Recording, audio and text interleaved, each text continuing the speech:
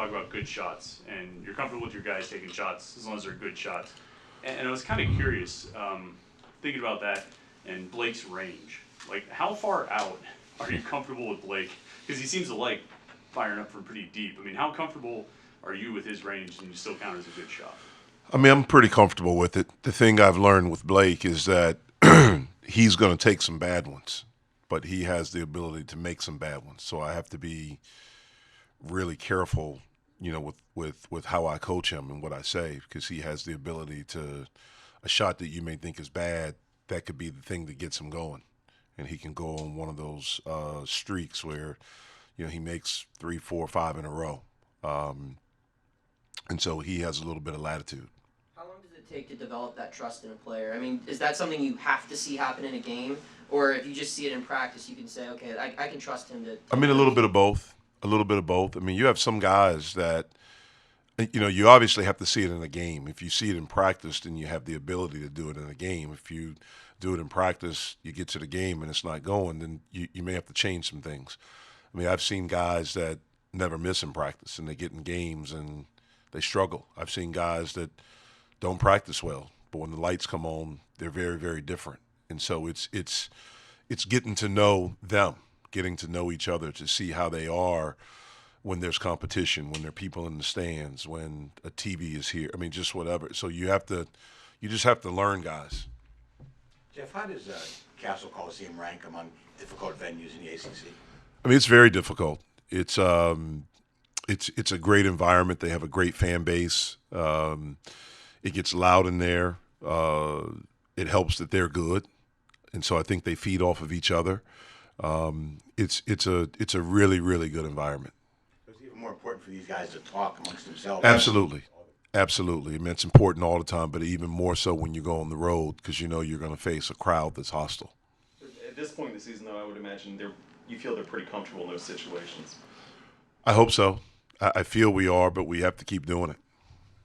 Jeff, you guys right now have the second lowest field goal percentage allowed to your opponents in the conference right now. What do you see from your guys pushing through in practices to keep up the defensive pressure that you guys have shown this season? Well, I think it's a lot of studying, watching tape, especially this time of year because it's not a lot we can do in practice as far as physicality. We walk through, we break down different things. We watch a lot of tape collectively as a group, individually with guys, with positions, talk about tendencies, try to get our guys to understand the opponent's tendency, them as a team, individuals. And so it's a lot of that stuff right now. And it's just something that we try to do every day. We try to have some sort of aspect every day of something defensively, whether it be walkthrough, whether it be shell drill, whether it be breakdown stuff, whatever it is, we try to do that. We try to have some aspect of where we watch tape of our opponent or even us, some things that we need to improve on. When I say, we talk about feedback, that's one of the things. It's sometimes it'll be, I come up with the different labels. It could be, teaching defense, some things that we need to work on. It could be bad defense, something that we didn't do well. Normally there's some things that we've done really well. It's better when there are a lot of things that we've done well on that side. So it's just constantly trying to teach and trying to get them to see. And then it's also understanding how guys learn. Some guys are visual learners. Some guys, they can look at a scouting report and know it. Some guys, you have to verbalize it to them. So it's a lot of that, just trying to figure out, the best way that they're able to retain stuff. Have there been any times when you do your own, your coaches do your scouting reports, and you guys have your plan going into a film meeting, and then you have players who have done their own scouting, and they're like, oh yeah, we've seen this, and they have their own input. Has that ever caught you off guard? We have guys this year that do a lot of watching tape on their own or coming up with a coach and doing that. We have guys on this team that watch a lot of games together. Like they, may have seen 3 or 4 Virginia Tech games that they've just watched on their own, that they've talked about. We'll be in practice or we'll be in walkthrough. We'll go through things, and I may ask them at times, like, how do you want to guard this? Or they may say, hey, Coach, what about switching this? Or what if we do this? And so it's collaborative. It is collaborative. I trust these guys. I think there's a maturity about them. There may be times in a game, and a timeout where, they may say, hey, look, why don't we do this, defense or coach? Can we just switch this? Or can we play this a different way? And I trust them with that. I may not agree with them all the time and may not do it, but I welcome their input. Jeff, is that a new thing for you to do, or is it just maybe with select teams? It's been select teams. I mean, it's something that, over time when you have teams or groups that you get to know them and you see that they can do it. I've had that before. I don't know if I've had it as really since I've been here, but I've had teams where, that definitely has happened. Throughout the course of a game, how much would you say you turn to your assistant coaches for maybe a different perspective or something different that they're seeing, and how much of that input does go into influence and a decision throughout the game? Yeah, I'd say a lot. I mean, I think they're really good. All of the coaches on our staff, I think they're really good, and I trust their input. They may see things that I don't see. Depending on whose scout it is, they've probably watched more tape than me, and I watch a lot. Our video guy watches more than all of us, and so they have different insights. They have different things that they see. I may not agree with them all. I may not do them all, but I want to hear them. I'm a guy, I like to think out loud. I like to hear things because it may be something that triggers something that maybe, I did see this in this game. I did see this team do this to them, and it may be something that triggers. So during a game, I'm always turned like saying stuff. I'm just saying it out loud. It may be, I know one of you guys asked me, it seems like I'm talking to Kyle a lot. I'm talking to all of them. Sometimes they don't all listen to me, but I'm talking to all of them, and I want input from all of them. In times that you might disagree with what one of your assistants might see versus what you see, whatever the situation is there some back and forth between, what the next decision, what the next step is, and how to adjust? I mean, there's always. I mean, I just listen. And sometimes I may say, I don't want to do that, or I don't think that would be good for us, and then we go on. As the head coach, you're the ultimate decision maker. Everything falls on you. When you're an assistant, you can have a lot of suggestions, but as the head coach, I have to be the one that makes the final decision. So there is back and forth.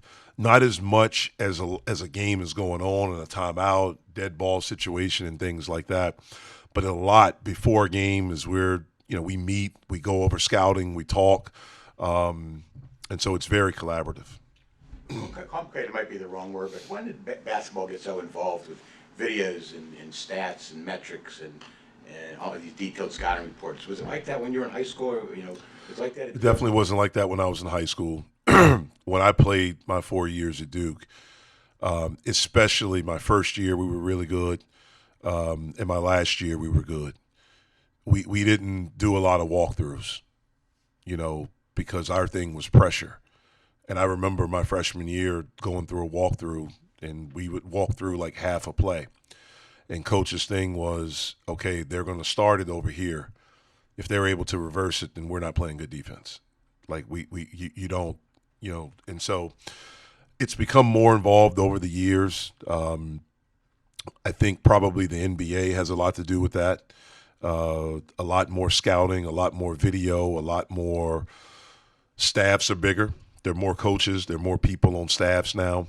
And so it definitely is more intricate. But at the end of the day, it comes down to the same thing. Can you defend the ball? Now can you defend the ball screen? Can you get back in transition? Can you understand the strengths of the team and what they're trying to do? And do you have the ability to take some of those things away? It always comes down to that. Jeff, you've said numerous times about how good of a league you think the ACC is. How good of a league, yeah, how deep it is.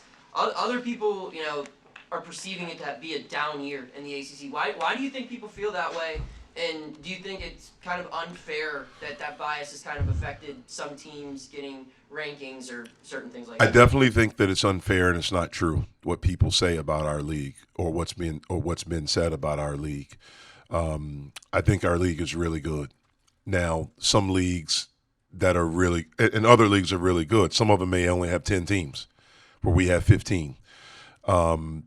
But when you look at it, we have a team that's in the top 10 in the country. We have two other teams that are in the top 25. We have a team that was preseason ranked number 1 and spent time at number 1. We have another team that was at one point in the top 5. We have another team that in Virginia Tech that at one point was a top 20 team. And so I think there's depth in our league. I think they're really good players. I think they're really good coaches. I'm not sure why. I don't understand the metrics. I don't, pretend to understand how they equate and how they come up with all these numbers. I know when we went head to head, there's a challenge that we had against another really, really good league. If my math is correct, we came out on top. The ACC came out on top. So I don't really understand why. Perhaps some of it is that, the two programs in our league nationally known, aren't in the top 25 right now. So maybe there's a little bit of that. All I know is that every team in this league is really good. We're getting ready to play one on Saturday. And, we respect every guy, every team in this league. What makes Virginia Tech good? They're older. They have a good core group of guys back. They're really good offensively. They have experience. They're well coached. It's a tough environment to play in down there. I think all of those things are why they're good. Virginia Tech moves the ball pretty well. I think they're top 40 in the country in assists per game. Is there a way for a defense to disrupt good ball movement or counter it? Well, it hasn't been a lot this year in playing them, especially there at Castle. I think they're very I think one of the things that makes them so good is that they get into a really good rhythm. The ball has energy. If you can, and again, teams try, it's difficult because of their spacing, their ability to put the ball on the floor, their ability to shoot the basketball. They have a really unique player in Mutz. It's like a point forward that leads them in assists, rebounding, and that plays away from the basket. He can score inside. Obviously, he can really pass it. They have a big that can really shoot the basketball, that can stretch you. So it's difficult. If you can try to disrupt their rhythm, that's what teams try. They haven't had a lot of success. Hopefully we can have some success in doing that. Jeff, you've talked several times about this group. These guys have kind of gotten over themselves. They've gotten past themselves to look at the team first. Does that mentality maybe help when you guys maybe aren't getting the recognition that some people think you deserve, that it doesn't bother them maybe as much because, they're sort of like, whatever, we care about March and not what the rankings are on February 12th? To be honest with you, I don't know what they think because I've never talked to them about it. All we've talked about is trying to get better each day. I'm pretty sure they probably feel a certain way about it because as a player, you always want to feel like you're respected. But that's not a conversation that I've had with them about what do you think about what other people think. The thing we've talked about since we've been together is just concentrate on us. Like what we can control. The thing that we can control is us. How hard we play, how together we are, how unselfish we are, understanding the scouting report, being able to try to execute a game plan, holding each other accountable. Those are the things. We can't worry about what the external world or the people that are in our sport or whoever's doing whatever thinks. We just focus on us, and we've been pretty good at that. Hopefully we can continue to be good at that. When you were a player, how much did you read the paper, check the polls, keep up on things? I didn't. I mean, once I got into this, and I don't know if it's because I grew up in it, my father was a coach, I learned not to really pay much attention to the outside world or to what people outside thought. It's more difficult now because when I was playing, there was no social media. The internet was brand new. No one really understood it. You had talk radio. I mean, you didn't even have message boards back then, and talk radio was just, coming, where it was pretty, big. I mean, my first year we were really good. We were ranked number 1 in the country for a good part of the season. My sophomore year, I was on the worst team probably ever at Duke. I'm glad I didn't listen to stuff then. My senior year at Duke, I got booed at Cameron. That was very difficult for me.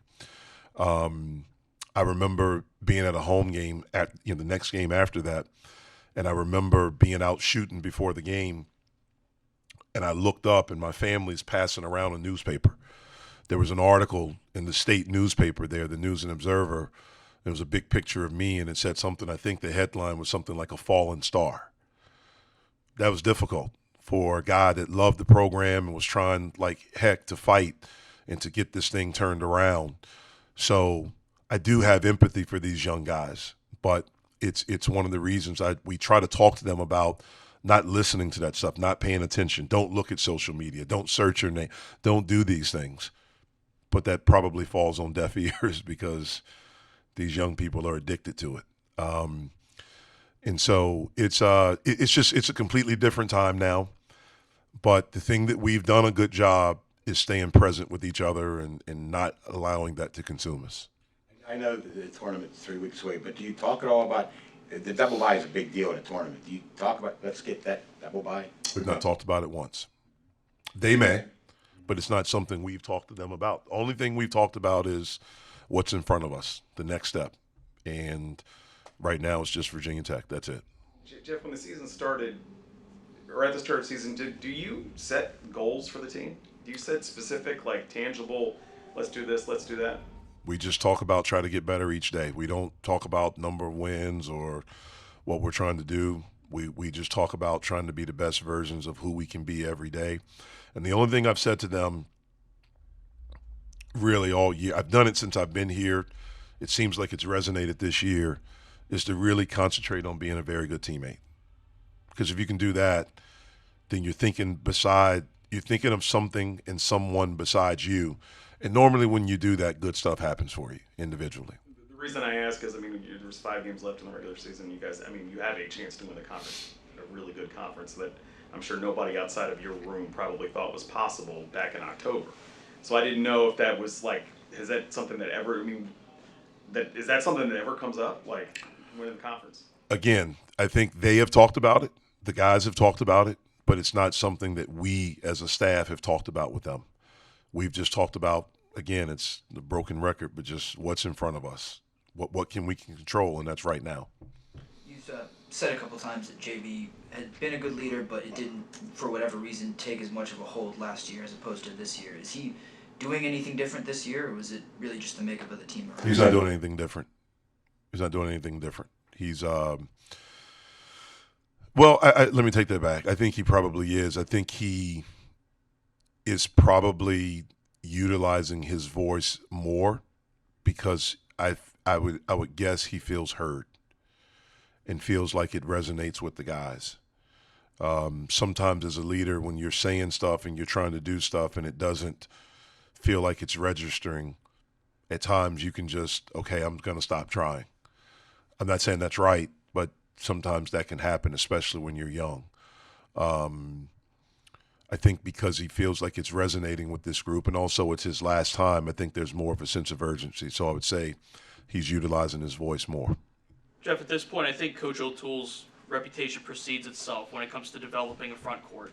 What is it about what he's been able to do with this current group that's made them, step up and be able to succeed this year? Well, T.O. brings great passion every day, as do my other assistants. I think we do a good job of development, period. I think if you look at our track record, for the most part, I'm not saying with everything, but, getting guys that are not ranked or low in rankings, and you look at their production and how they've improved and gotten better. He brings great passion, great energy to them, not just on the court, but for them, for who they are as people. I think they know that he cares deeply about them. Not just what they can do on the basketball court, but he cares deeply about them. T.O., like my brother and I, and like Milan, he grew up with a father that was a coach. And so he grew up seeing the impact that coaches can have on young people. And I think that was his life's dream, was to be able to be like his dad and have a similar impact. And I think if you looked probably everywhere he's been, I know he was an assistant at Duke my last 2 years as a player. And then if you look throughout his career at all the places he's been, I would imagine everyone would say, man, that guy's really passionate and he cared about me, not just me as a player and what I could do, but he really cared deeply about me. And as a coach, man, that's the one thing you always want your guys to be able to say is that, man, this guy really cares about me. Greg, do Do you guys talk about the recognition or lack thereof that maybe you guys are getting outside? No, we don't really like sit in the locker room and talk about it much. Like we know about it, we just use it as fuel though. But we never just like sit and talk about it. No. Why do you think it's? Do you guys have any theories on why it hasn't? You guys win games and doesn't seem to matter in terms of perception. No, we don't really think about it. We just go out there and just keep playing our game and being good with the result. The results you've had lately, I mean, you've blown out 2 opponents here, you've won on the road, you've won some really important games throughout the season, but when you're in the ACC, you got to go play against Virginia Tech on the road, and these huge games coming up down the stretch. Just how motivated is this team going into these final few weeks of the season and playing against these tough teams that are coming up on the schedule? I feel like we're just going into every game the same way we've been going to all of them, even at the start of the season with a chip on our shoulder. Just like you said, we not getting the respect we feel like we deserve, but it is what it is at the end of the day. That's something that we can't control. So every day we just got to go in and control what we can control, and that's how hard we play on the court, and that's all we can focus on. Was the practice you had today, for instance, same intensity as the practice you had maybe before the Sacred Heart game 2 months ago? Yeah, it's a habit. We working on building habits here. It's not about who the opponent is. It don't really matter.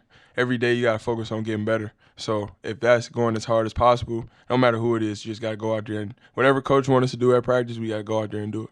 Coach, You guys have go had, ahead. sorry, you guys have had some high-scoring games recently, but defensively, points allowed has been down here over the last few weeks. What's allowed your defense to improve? We just been doing a better job of keeping the ball in front. And then even when we don't keep it in front at times, we got Fetty down there that's going to, make up for all the mistakes we make on defense. So having Fetty down there to protect us whenever we make a little mistake has been helpful for us all year. Coach talked about how at this point of the year, guys are banged up. You can't do as much physically in practice. Is it hard to keep that intensity up when you can't do as much, physical work? Nah, at the end of the day, I feel like with us being an older team, we good with mental reps. Like, we done been through it so much to where, like, we don't have to go out there and physically beat ourselves up every day to understand a game plan or the opponent we get ready to play. Greg, I know Coach O'Toole's more of a post coach, but what's your experience been like around him, and what's he like to be around, and how much of a motivator is he? I love being around T.O. It's always just positive energy with him. He's a big energy guy. He prides himself on feeding off energy and being the type of guy that, brings the energy to a room.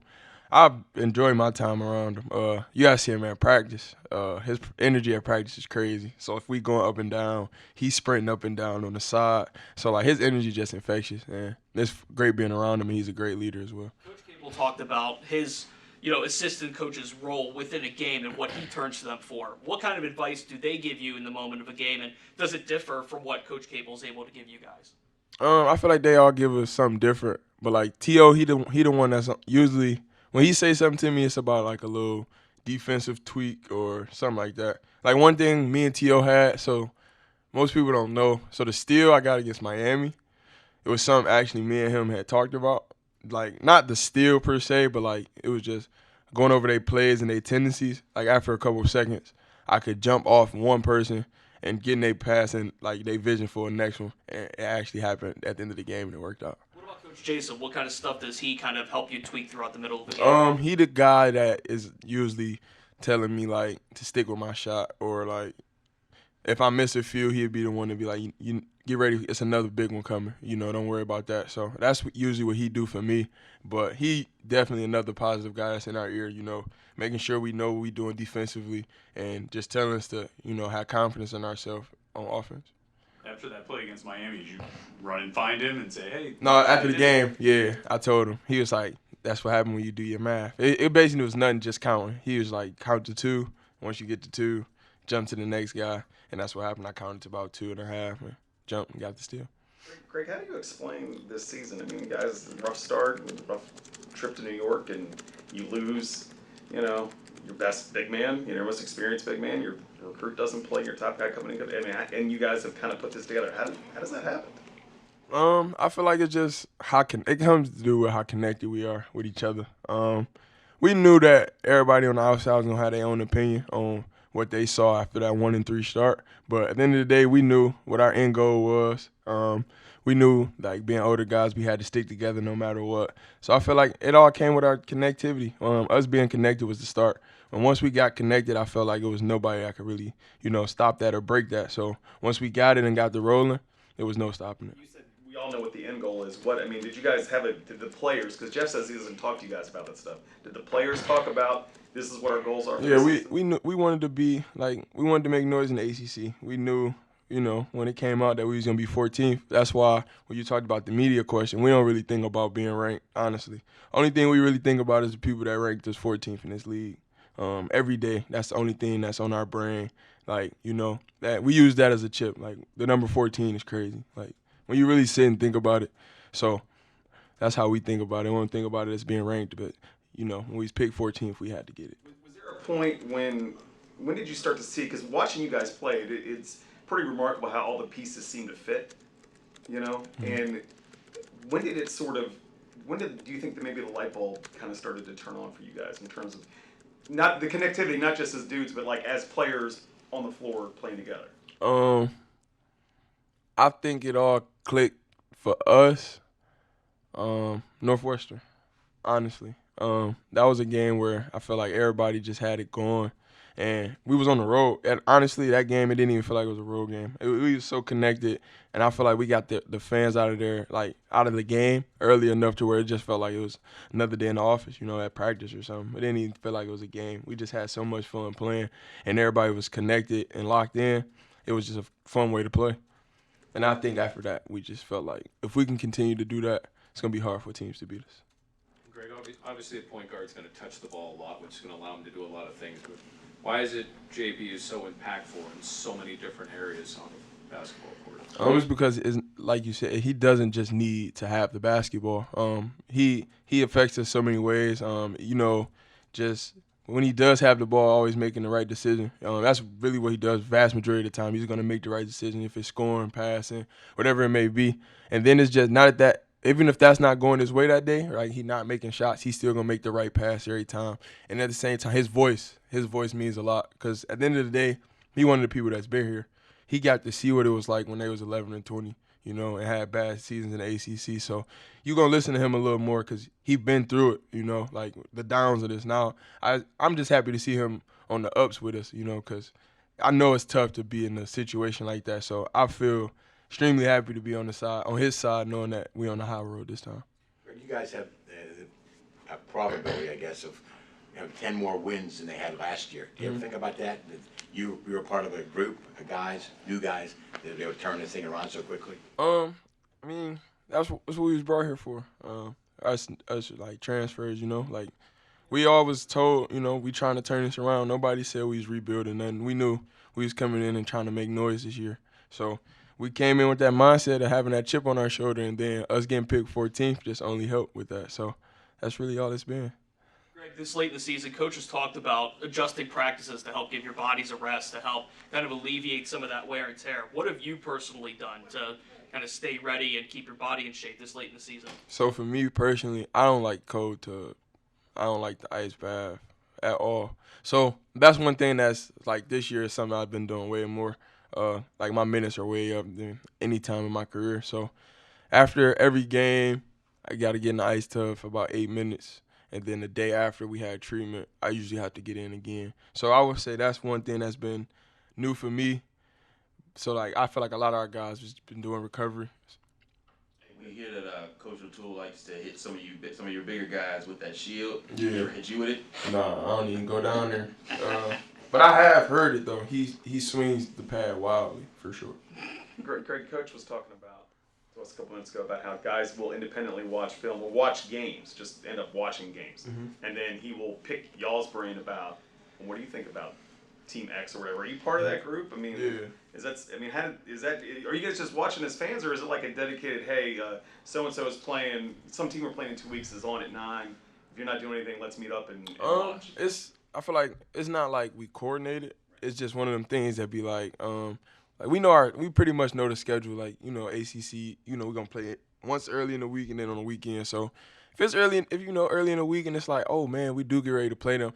We just like watching basketball at the end of the day. I just like to watch basketball and learn something from another team, or figure out their tendencies or something like that. But it's even better when you get ready to play this team. So find out little things that the other team doing to get free baskets or quick points or something like that. So I feel like it's just a thing we do. It's never been something we coordinate. It just always happen on the fly.